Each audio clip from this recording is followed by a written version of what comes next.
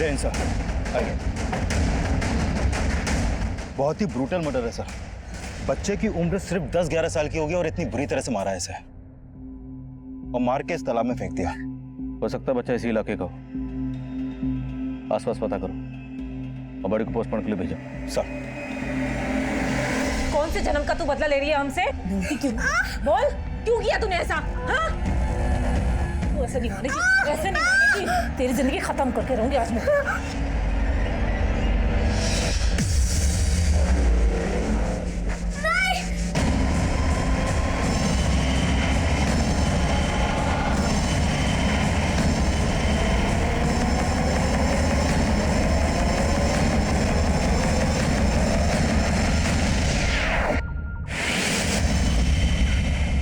मर गई वो। आज मिलेगी ना तो जान से मार दूंगी मैं उसे।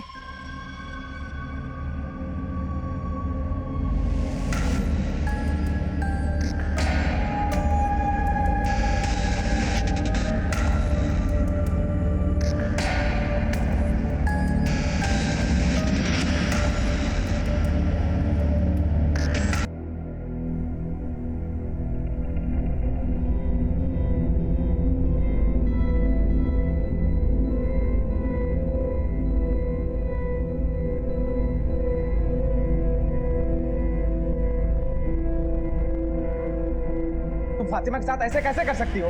कितनी बार समझाया कि उसके साथ ऐसे पेश मत आया करो। अब अगर वो नहीं लौटी तो लोगों क्या जवाब देंगे? बस, मुझे तुमसे ज्यादा फिक्र है फातिमा की। अगर इतनी फिक्र थी तुमसे डर के भागी क्यों? वो पहले भी ऐसा कर चुकी है, लौट आई थी ना। अगर इस बार नहीं लौटी ना तो खुदा कसम मैं तुम्हें।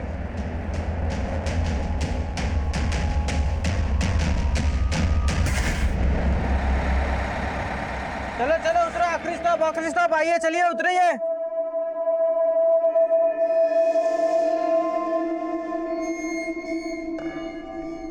चलो ड्राइवर भाई साहब डिपो ले चलो। अरे एक मिनट। ये लड़की किसके साथ हो?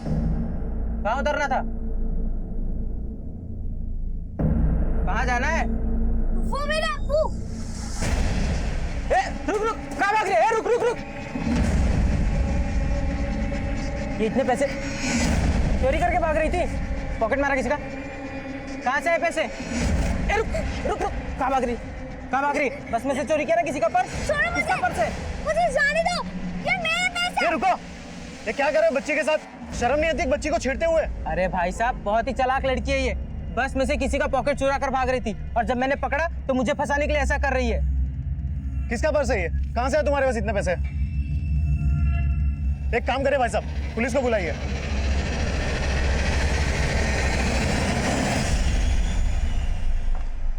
कम इन सर। कम इन। सर, तालाब पर जिस बच्चे की लाश मिली थी हमने उसके बारे में तालाब के आसपास सभी लोगों से पता किया, लेकिन किसी ने भी उस बच्चे को आइडेंटिफाई नहीं किया। और हमने सभी पुलिस थानों में भी चेक किया सर, लेकिन किसी भी थाने में ऐसी कोई भी मिसिंग कंप्लेंट दर्ज नहीं हुई है जो उस बच्चे की उम्र और हुलिये से मैच करती हो सकता बच्चा यतीम हो या फिर उसकी फैमिली से ही वो उसके मर्डर में शामिल हो, इसलिए मिसिंग कंप्लेंट फाइल नहीं की गई। तो हो सकता है कमिंग सर। सर, नोएडा के एक बस स्टॉप पर 9-10 साल की एक बच्ची को पकड़ा गया है। सर, कंडक्टर का कहना है कि वो बच्ची बस में पॉकेट मार रही थी, लेकिन जब उस कंडक्टर ने उसे पकड़ा तो वो बच्ची उस पर छेड़छाड़ का आरोप लगाने लगी। शर्मा। सर चलो।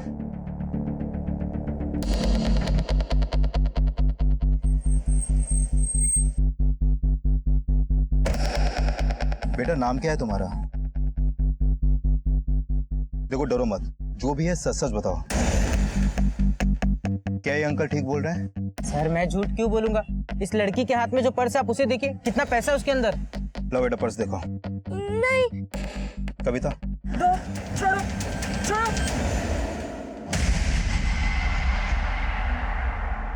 इतने पैसे कहां से आए तुम्हारे पास? बेटा तुम्हारा घर कहाँ है बताओ। जॉब कर रहा है? अरे साहब जाने दो ना साहब, गलती हो गई। तो क्या है? चाय पानी है साहब।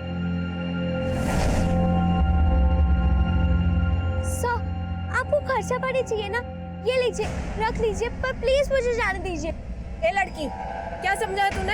हाँ, छोड़ इसको।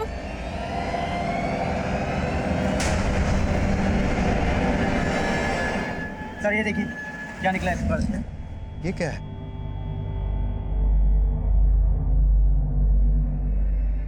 कहां से आया तुम्हारे पास ये?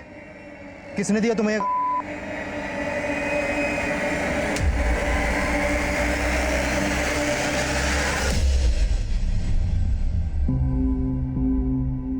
बेटा, तुम्हें मालूम है तुम्हारे पर्स में क्या था? देखो, हम अब भी पूछ रहे हैं, सच सच बता दो, क्या वो पर्स तुम्हारा है? नहीं नहीं, वो पर्स मेरा नहीं है। तो वो पर्स आपने चुराया था? नहीं नहीं, मैं चोर नहीं हूँ। तो वो पर्स आपके पास कैसे आया? सर बहुत चालाक लड़की है। जब इसके पर्स में से पैसे निकले तो कहती मेरा है, और जब गांजा निकला तो मना करने लगी। मुझे छोड़ दीजिए, मुझे मेरे घर जाना है। अच्छा ठीक है, आपको आपके घर लेके जाएंगे, लेकिन कैसे लेके जाएं? पहले ये तो बताओ, आपका घर है कहाँ पे? याद नहीं? लेकिन आपको आपका नाम तो याद होगा ना? क्या नाम है आपका? और वो बैग आपके पास कहाँ से आया? देखो बेटा, जब तक तुम कुछ बोलोगी नहीं, ये तुम्हें यहाँ से जाने नहीं देंगे। अब बताओ, तुम्हारा नाम क्या है? फातिमा। फातिमा, तुम्हारा घर कहाँ है? झारखंड। झारखंड? तो झारखंड से नोएडा कैसे आए? रेलगाड़ी से। किसके साथ? आपके घर पे और कौन कौन है?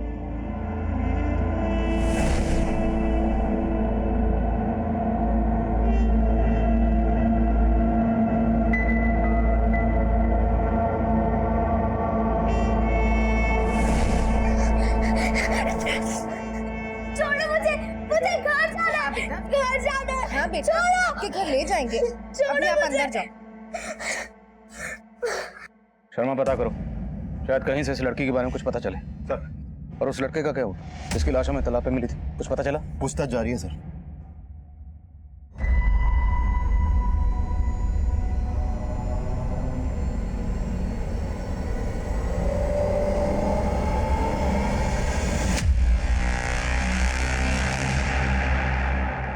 अस्सलाम वालेकुम मुश्ताक भाई। वालेकुम अस्सलाम। और जावेद भाई, सब गनीमत? क्या बताओ भाई, कुछ भी गनीमत नहीं है। लड़की ने नाक में दम कर रखा है मेरा बैग चुरा के भाग गई। बैग में 10,000 रुपए के साथ साथ 25,000 का माल भी था, और अभी पुलिस के हाथ लग गई है।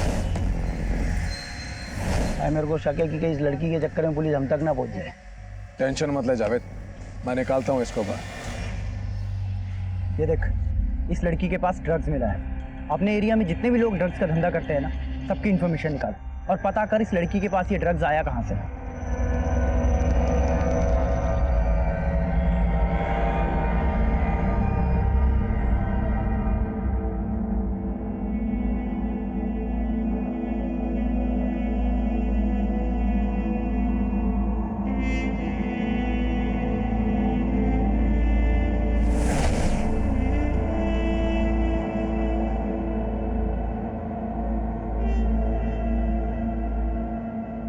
अल्लाह, फातिमा, ये क्या कर दिया तूने? पूरी दीवार खराब कर दी। अम्मी, दीवार खराब का किया? देखो कितनी खूबसूरत पेंटिंग बनाई है। ये आपा, ये भाईजान, ये आप, ये अब्बू और वो मैं, छोटी सी। बेटा, अगर फोटो बनानी थी तो कॉपी में बनाती। पूरी दीवार गंदी करने की क्या जरूरत थी? अम्मी, कॉपी भर गई है। मैंने अब्बू से कहा था कि वो कॉपी ले आए। हाँ, तो तेरे लिए लाए हैं ना नई कॉपी। ये देख, ये मेरी नई कॉपी। मेरा प्यारा बच्चा। ना, आपा, भाईजान, देखिए अब्बू मेरे लिए नई कॉपी लाए हैं।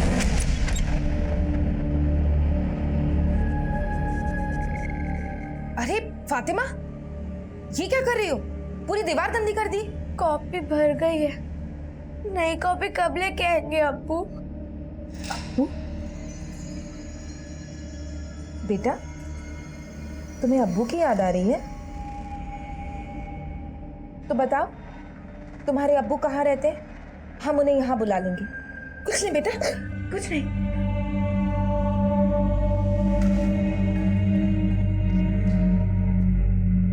सर, जिस बच्चे की लाश तालाब में मिली थी उसकी पोस्टमार्टम रिपोर्ट आ गई है। उसकी मौत चाकू घोंपने से हुई थी और फॉरेंसिक टीम ने उसके कपड़ों की जांच की तो उसकी पैंट की जेब से ट्रेसेस मिले हैं सर। फातिमा के पास से भी मिले थे, तो हो सकता है फातिमा का उस बच्चे से कोई कनेक्शन हो। उसे मिलते हैं, मुमकिन है उसके बयान से हमें उस बच्चे पर कोई क्लू मिले। कि उसकी इस बात में सच्चाई है कि वो झारखंड की रहने वाली है। ऐसा लगता है उसके अब्बू मर चुके हैं। उनका जिक्र होते ही वो उदास हो गई थी और तब से उसने कुछ खाया भी नहीं। मुझे नहीं खाना, मुझे जाने दो। क्या हो रहा है ये? मुझे जाना है यहाँ से। घर जाना ना आपको? बैठो। हम तो आपसे यही पूछ रहे हैं कि आपको कहाँ जाना है। जब तक आप बताओगे नहीं, हम आपको आपके घर कैसे लेके जाएंगे? बोलो। ठीक है, लेकिन हमने आपके घर का पता लगा लिया कि आप कहाँ रहती हैं।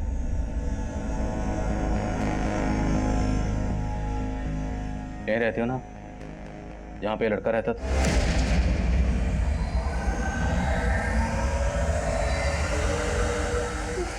नहीं, मुझे जाना है। एक मिनट, बोलो कहाँ जाना, जगह का नाम बोलो।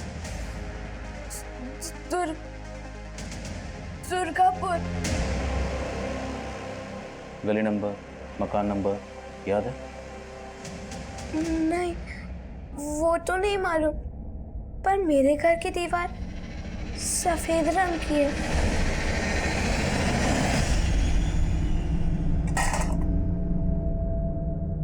कहाँ थी तू फातिमा? भूख नहीं लगती क्या तुझे? तेरी वजह से अम्मी ने भी खाना नहीं खाया। दवा लेनी उनको। अम्मी आप खाना। अम्मी, आपको तो बुखार है। बुखार में सिर क्यों गर्म होता है? बातें बनाना छोड़ और चल खाना खा।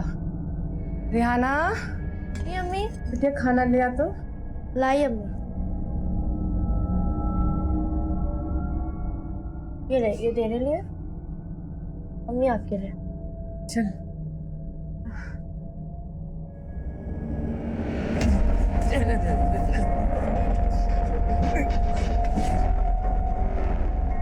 अब्बू, अपने आप को संभाल नहीं सकते तो इतना क्यों पीते हो? आपकी अम्मी को क्या होता? अच्छा बैठो, बैठो, बैठ जाओ।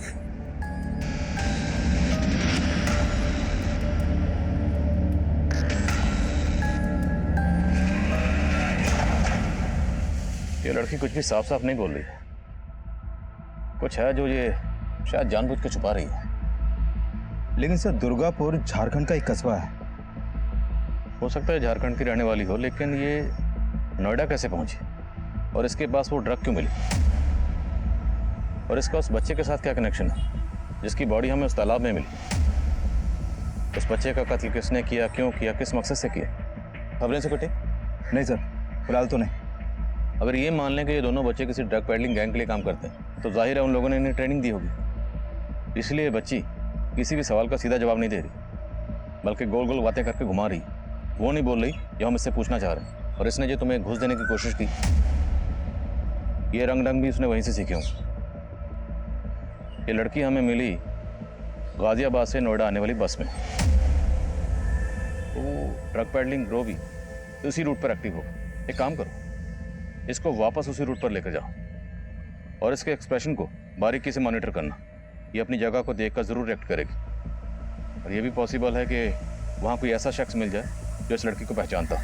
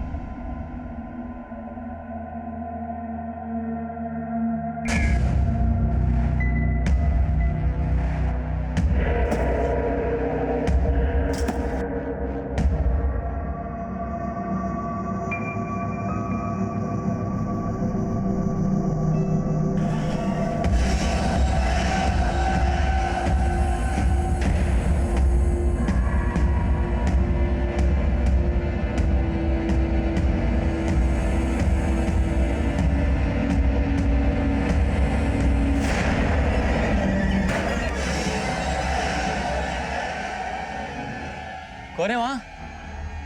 कौन है? कौन है? चोर! चल चल चोर!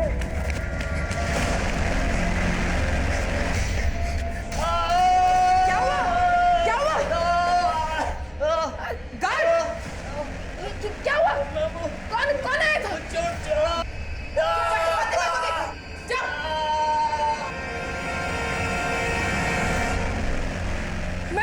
मैम फातिमा अपने रूम में नहीं है, गायब है। नहीं है मतलब?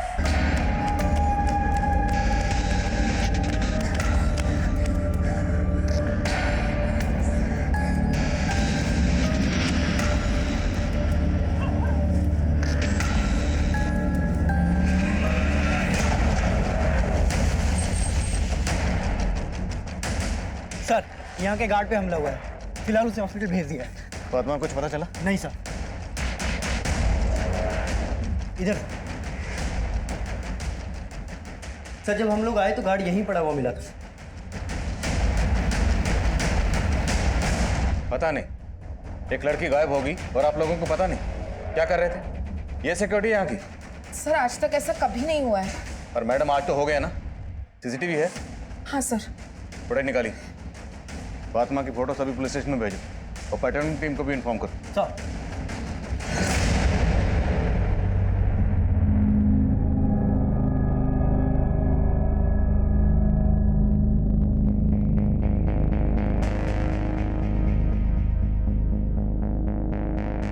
सर 2 आदमी यहाँ पर आए थे, लेकिन क्या ये फातिमा को यहाँ से भगाने आए थे या फिर इन सब का फायदा उठाकर फातिमा खुद भाग गई? ये दोनों जो भी थे इस जीवन शांति में चोरी के इरादे से तो आए नहीं होंगे, तो इनका मकसद क्या था? फुटेज से साफ लग रहा है कि फातिमा इनके साथ नहीं गई, बल्कि अपनी मर्जी से भागी।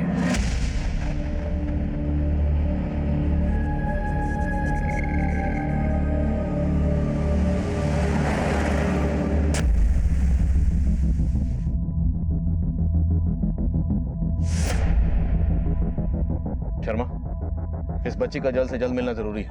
पता करो वो नोएडा में कहाँ हो सकती है। उसने कहा था कि वो झारखंड के दुर्गापुर की रहने वाली है। वहां की लोकल पुलिस को उसकी एक फोटो भेज।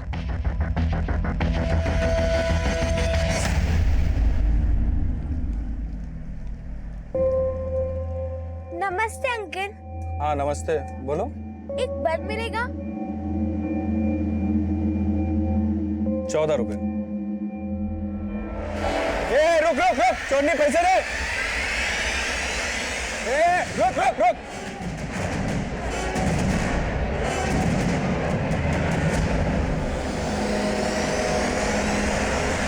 एक तरफ जहां हम फातिमा को ढूंढने की कोशिश कर रहे थे, वहीं दूसरी तरफ उस बच्चे की पहचान पता करने में जुटे थे जिसकी लाश हमें तालाब में मिली थी। और काफी कोशिश के बावजूद भी हम उसकी पहचान पता नहीं कर पाए थे। और उस बच्चे का फातिमा के साथ कोई ना कोई कनेक्शन जरूर था। फातिमा की तलाश में हमने उसकी तस्वीर झारखंड दुर्गापुर पुलिस से शेयर की, तो पता चला कि दुर्गापुर पुलिस काफी पहले से ही फातिमा के वालिद अख्तर के मर्डर केस की तहकीकात कर रही थी। और साथ ही दुर्गापुर पुलिस से फातिमा के उस घर के बारे में पता चला जहाँ फातिमा के माँ बाप जरीना और अख्तर के इंतकाल के बाद उसके दोनों भाई बहन उसकी बड़ी फूफी और फूफा के साथ रह रहे थे।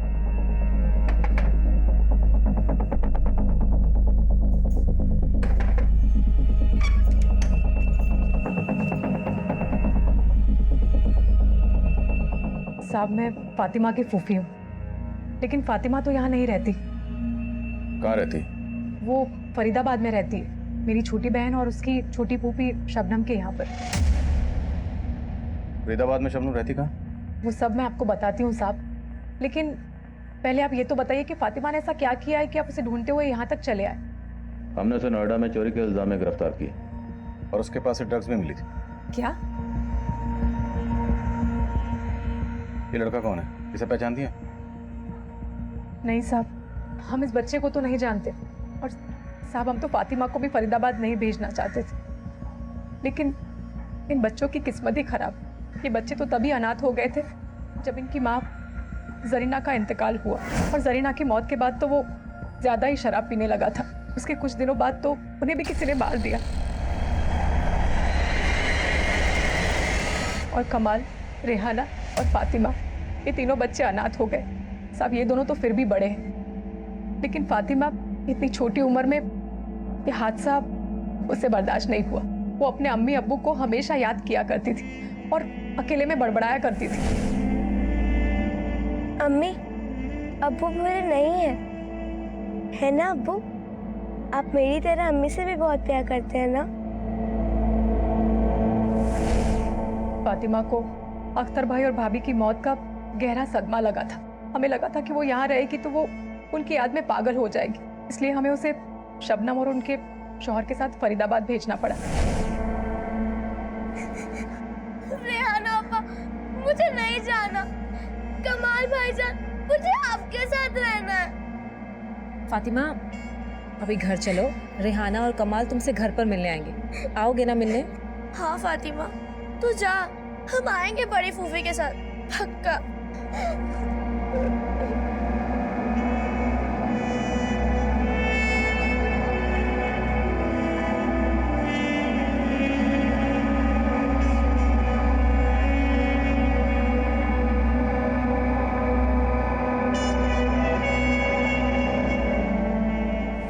इनसे शबनम का नंबर और एड्रेस लो और शर्मा को बोलो कि तुरंत शबनम के घर जाओ। सर। याद ये लोग पूरा सच नहीं बोल रहे हैं। वहाँ हमें फातिमा उस हालत में मिलती है और यहाँ आके पता चलता है कि उसके वालिद अख्तर का कत्ल हुआ था। ये अख्तर का कत्ल क्यों हुआ था? सर अख्तर को शराब की लत थी, साथ साथ वो जुआ भी खेलता था। सर कई लोगों से वो कर्जा भी ले रखा था। यही लाए थे, लेकिन बेचारी की किस्मत में कुछ और ही लिखा था। साहब हमने अपनी हैसियत के हिसाब से उसका स्कूल में दाखिला भी कराया था। हाँ शुरुआत में उसका यहाँ मन नहीं लगता था, लेकिन बाद में उसका पढ़ाई में खूब मन लगने लगा था। फूफी, फूफी आपको पता है, मैंने स्कूल में टॉप किया है। मुझे 100 में से 95 मार्क्स मिले। अरे वाह, दिखा। अरे वाह, शाबाश। मैं बहुत खुश हूँ। अरे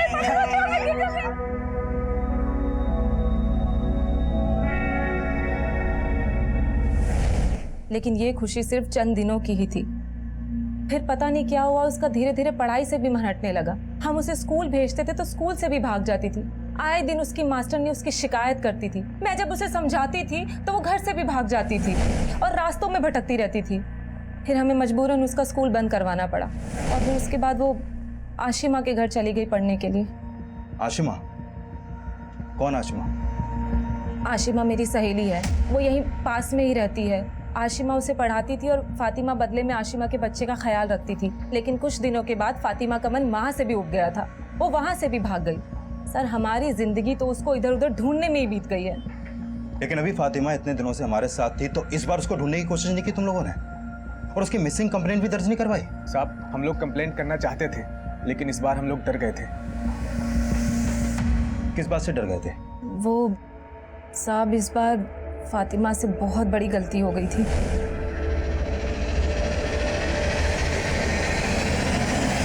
साहब फिर आशिमा ने बताया कि फातिमा उसके बच्चे को खूनम खून करके भाग गई है। हमने फातिमा को खूब ढूंढा लेकिन हमें कहीं नहीं मिली वो। मतलब फातिमा ने आशिमा के बच्चे को मार दिया? नहीं साहब, बच्चा मरा तो नहीं, लेकिन उसको बहुत गंभीर चोटें आई थी और उसकी हालत बहुत नाजुक है। और फातिमा ने सिर्फ बच्चे को गिराया ही नहीं, बल्कि उनके घर से 10,000 रुपए भी चोरी करके भाग गई थी।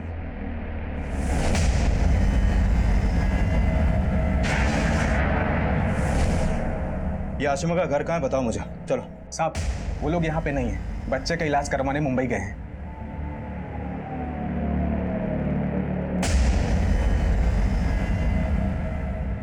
इस बच्चे को देखा है कभी? जानते हो इसे?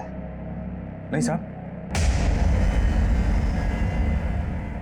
लेकिन शर्मा, एक 10-11 साल की बच्ची में इतना गुस्सा, ये नॉर्मल बात नहीं हो सकती।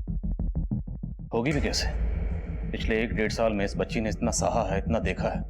अपने माँ बाप को है, अपने भाई बहन से दूर, या अपने फूफा फूफी के साथ रह रही। लेकिन सर उसके छोटे फूफा फूफी का कहना है कि फातिमा का बर्ताव 6 महीने पहले तक काफी अच्छा था, पढ़ाई में भी बहुत अच्छी थी वो।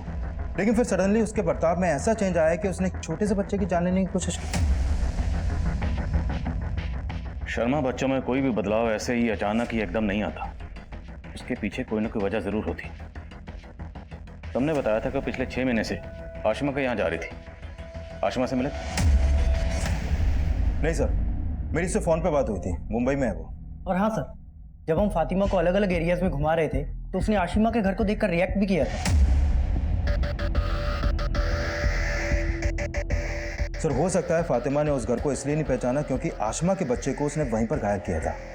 और इस बच्चे को घायल करने के बाद ही वो भागी थी और हमें ड्रग्स के साथ मिली थी। और ये कैसे माँ बाप जिनके छोटे से बच्चे पर फातिमा ने जानलेवा हमला किया और उन्होंने कोई पुलिस कंप्लेंट फाइल नहीं की? जावेद और आशमा दोनों के बारे में पता करो। सर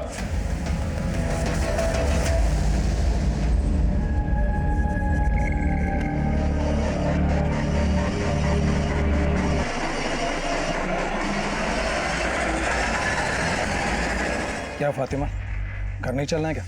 आजा, घर चलते हैं। नहीं, छोड़ो मुझे घर नहीं जाना, प्लीज। हाँ, बोला ना घर चल। छोड़ो ना। चल, चल। अरे पकड़।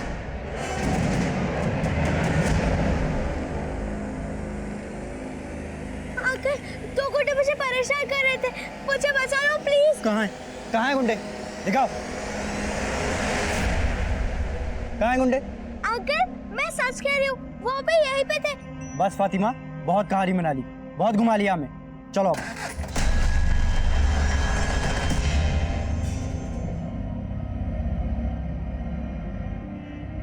फातिमा, अब एक भी झूठ बोला तो अच्छा नहीं होगा। बताओ, जानती हो इस लड़के को?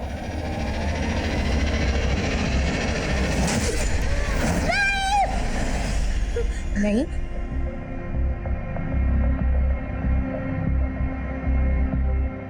नईम नाम था इसका?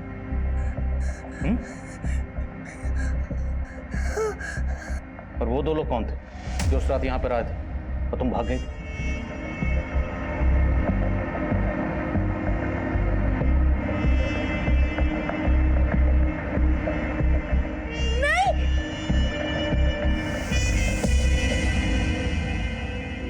सर मुझे लगता है बच्ची एक साथ कई ट्रॉमा से गुजर रही है। उसने जो कुछ भी देखा है उसकी वजह से ही उसके व्यवहार में परिवर्तन आया है। एंड आई फील बच्चों में ऐसे मेंटल ट्रॉमा की वजह फिजिकल एब्यूज भी हो सकता है। इसका कंप्लीट मेडिकल चेकअप करना पड़ेगा सर।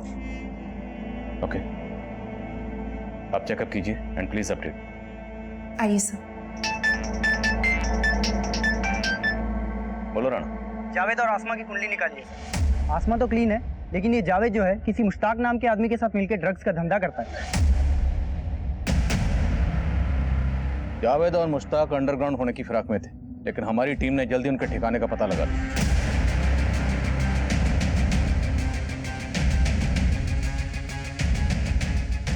जावेद और मुश्ताक को हमने गिरफ्तार कर लिया था, लेकिन फातिमा की मेडिकल रिपोर्ट ने हमें चौंका दिया। एक 10 साल की बच्ची के साथ लंबे अरसे से रेप किया जा रहा था।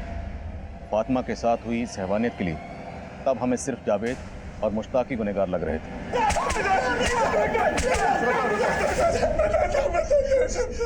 हमने फातिमा का रेप कभी नहीं किया साहब। बस पिछले 6 महीने से हम लोग उसे अपना ड्रग्स का माल बेचने के लिए इस्तेमाल कर रहे थे साहब। बस। हाँ साहब, वो मेरी बीवी के यहाँ पे पढ़ने आया करती थी, तभी मुझे उसे इस्तेमाल करने का आइडिया आया था।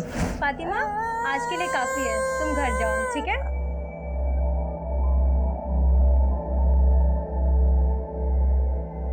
फातिमा, फातिमा, एक काम करेगी? खूब सारे पैसे भी मिलेंगे। पैसे? हाँ, बहुत सारे।